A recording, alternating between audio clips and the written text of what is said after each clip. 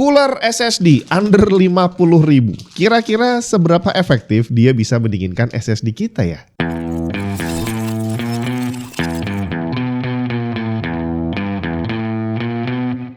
Harga SSD lagi mahal bre, jadi kalau kamu udah punya di rumah jaga baik-baik. Kalau nggak ada heatsinknya, nggak ada salahnya kita coba pasangin heatsink, siapa tahu bisa bekerja dengan lebih adem dan harapannya bisa lebih awet.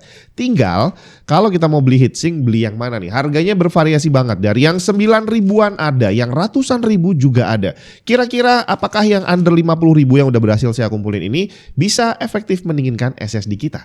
Kita coba tes aja ya. Dari yang pertama, ini yang paling murah tapi paling niat. Harganya cuma 9 ribuan. Dan yang saya beli ini ada mereknya Big Heatsink. Cuma ada banyak jenis kayak gini. Harganya bervariasi dari 7 ribu ada sampai 20 ribuan juga ada. Tapi bentuknya sama persis. Dan saya bilang niat banget karena dengan harga 9 ribu yang saya pilih ini kita dapat obeng bre. Termasuk udah ada thermal pad dan karetnya juga. Kedua dan ketiga ini saya beli dari satu lapak yang sama. Bentuknya kayak heatsink chipset motherboard zaman dulu. Dan ada dua varian. Tebal 3 mm yang harganya 30 ribu. Dan tebal 6 mm yang harganya 35.000. Dan ini modelnya sama seperti yang pertama tadi, hanya bisa mendinginkan satu sisi saja dan sudah include thermal pad dan ada karetnya juga, cuma nggak dapat obeng. Terakhir yang keempat punya nama model HT03, harganya 45.000, paling mahal bre. Dan ini modelnya juga paling beda sendiri, heatsinknya ada atas bawah, udah dapat thermal pad juga atas bawah dan dapat obeng sama baut juga di sini ya. Jadi harganya paling mahal, dia juga terlihat paling lengkap dan paling bagus. Dan semua heatsink ini akan saya ujikan ke SSD NVMe Gen 3 yang diwakili oleh Kio X30 dan NVMe Gen 4 yang diwakili Kio Militan M1. Tidak ada Gen 5 karena saya yakin nggak cukup sih heatsink sekecil ini. Kita mulai dari temperatur SSD tanpa cooler. Terlihat Kio X30 masih sangat aman sebenarnya, cuma 49 derajat Celcius setelah perlahan naik dari 36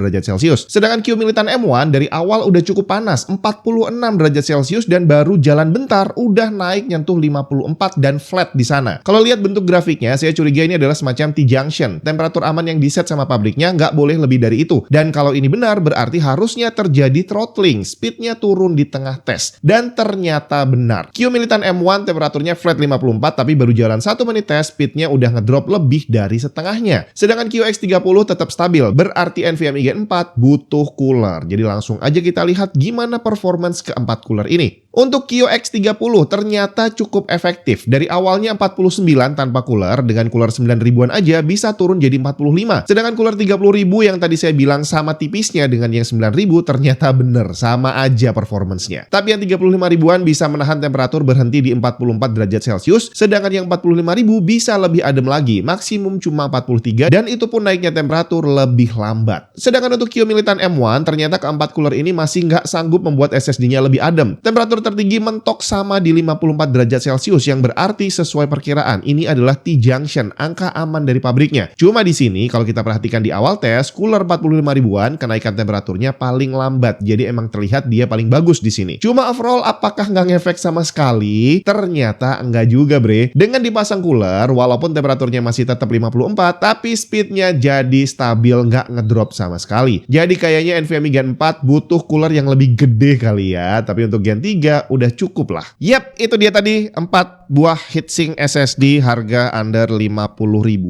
yang ternyata dari semuanya ini mereka paling efektif untuk mendinginkan NVMe Gen 3. Sedangkan untuk Gen 4 mereka hanya bisa menghentikan throttling tapi tidak menurunkan temperatur. Jadi kalau kamu udah pakai NVMe Gen 3 dan pengen cari cooler tambahan karena mungkin di motherboardnya nggak ada coolernya, silahkan beli aja. Tapi kalau yang bisa saya rekomendasikan sih bukan yang dua ini, jadi yang 30 dan 35 ribu ini nggak terlalu ngefek. Apalagi yang 30 ribu ini dia bentuknya hampir sama persis dengan yang 9 ribuan, tebelnya juga hampir sama, performance-nya juga nggak ada bedanya. Jadi kalau mau beli silahkan beli yang murah sekalian yang 9 ribuan atau yang 45 ribu. Dan untuk dua barang ini linknya udah saya taruh di bagian bawah video ini, bisa langsung diklik dan check out di sana juga bisa. Tapi kalau kamu udah pakai NVMe Gen 4 atau yang lebih tinggi yang speednya memang cepat, saran saya sih pakai cooler yang lebih bagus aja kali ya. Tapi yang sebagus apa kita akan tes di video selanjutnya. Mungkin yang berikutnya under 100 ribu dulu aja kali ya. Tungguin videonya.